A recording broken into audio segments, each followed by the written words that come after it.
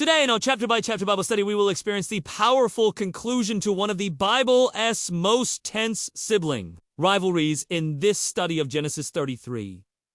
After wrestling with God, Jacob, now Israel, finally faces his brother Esau, who arrives with 400 men, as the estranged brothers come together in the highly anticipated and emotional reunion between Jacob and his brother Esau. After years of estrangement and fear, Jacob prepares for the meeting by strategically organizing his family and approaching Esau with deep humility, bowing 7 times. So let's dive in, shall we? And Jacob lifted up his eyes and looked, and behold, Esau came, and with him 400 men. And he divided the children unto Leah, and unto Rachel, and unto the 2 handmaids. And he put the handmaids and their children foremost, and Leah and her children after, and Rachel and Joseph, and he passed over before them, and bowed himself to the ground 7 times, until he came near to his brother. And Esau ran to meet him, and embraced him, and fell on his neck, and kissed him.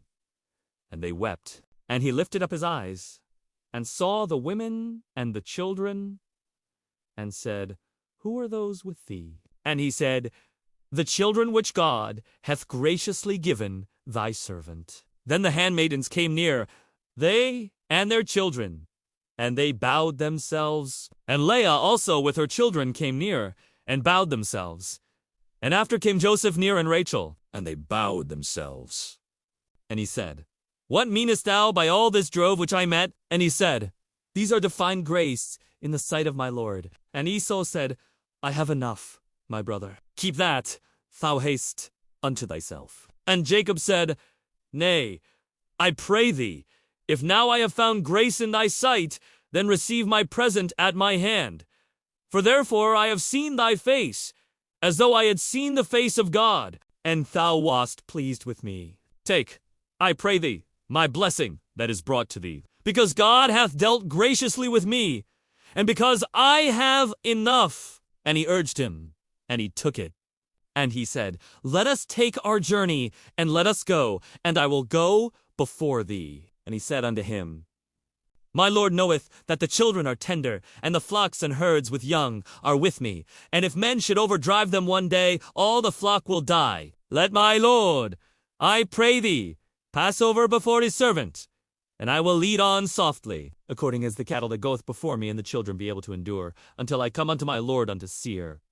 And Esau said, Let me now leave with the sum of the folk that are with me. And he said, What needeth it? Let me find grace in the sight of my Lord. So Esau returned that day on his way unto Seir.